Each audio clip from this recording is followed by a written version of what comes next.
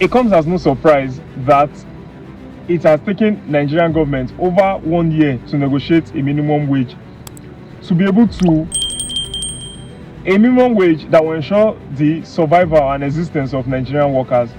But it took them less than 6 months to bring into effect the old national anthem. Now, Emefiele has been arrested several times, his buildings and properties seized within just less than a year. Everything is very coordinated and easy to achieve. But when it comes to the minimum wage, it becomes a problem. It shows that the Nigerian government has never been sincere about minimum wage.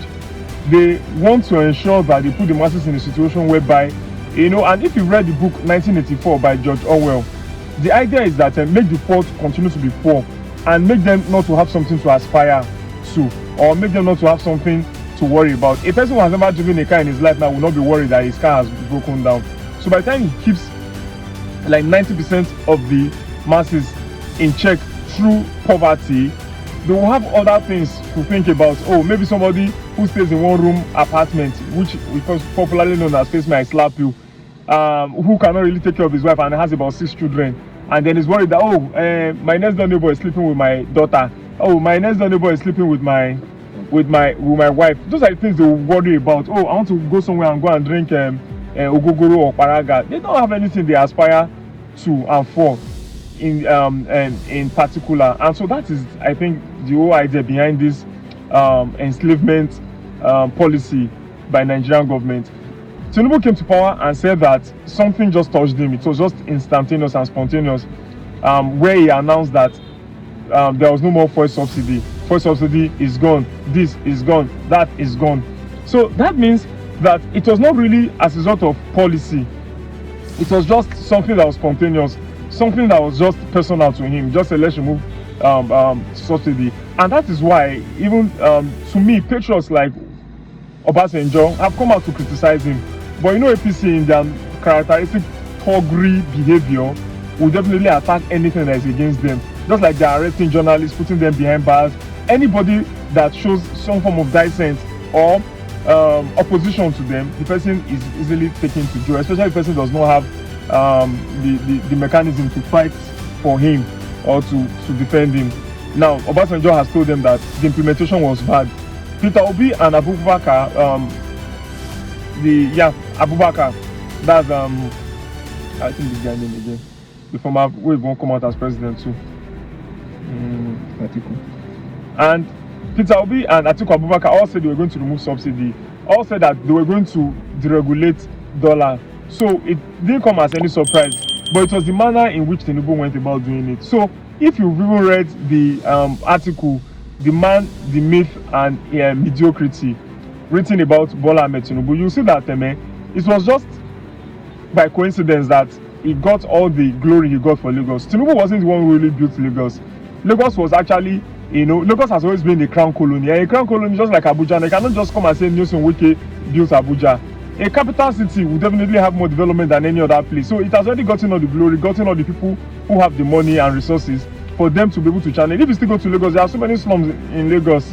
People are still suffering in Lagos, So there's still high crime rates in Lagos too, So Tinubu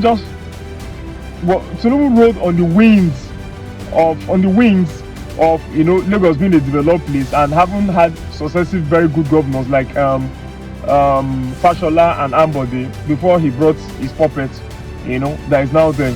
And he now said he created the blueprint, the master, whatever, and all of that. Now we're giving him the bigger project, Nigeria. And it's now that NEPA has taken light on Nigerian matter. And people are saying that during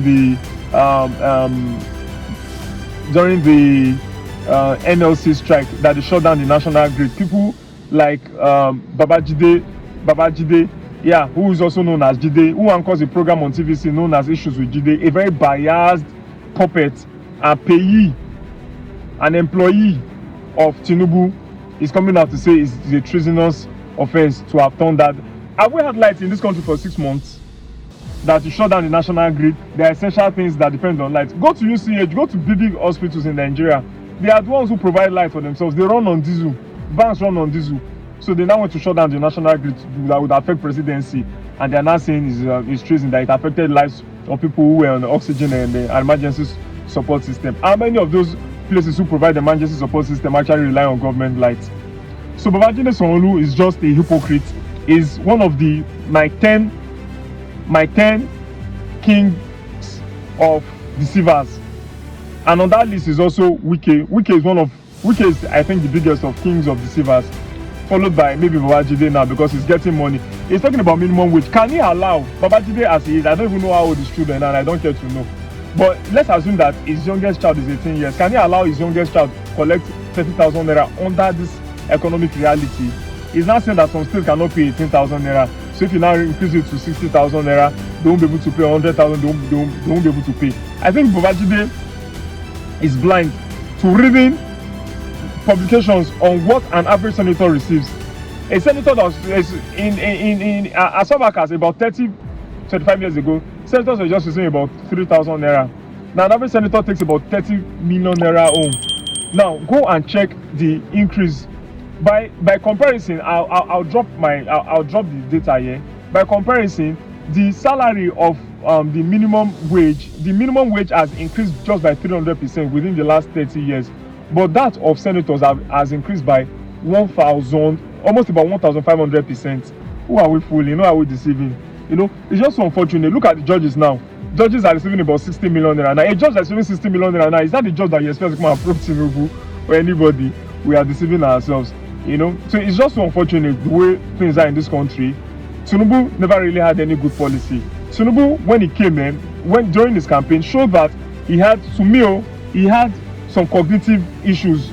Tinubu would say blah blah blah. Tinubu would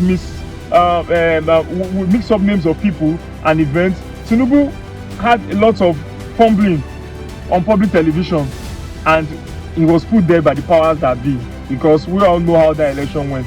But it's just unfortunate. Until Nigerians begin to give themselves sense, we will not continue to have this kind of bad leaders, because we are what we deserve. We get what we deserve, rather. And so it's what we deserve we are getting. And let's see how his 4 years will go. I wish Nigeria the best, and I wish APC government the best. And I just know that they've taken us for granted too much in this country. So let me know your thoughts are in the comment section, and I'll take my time to reply.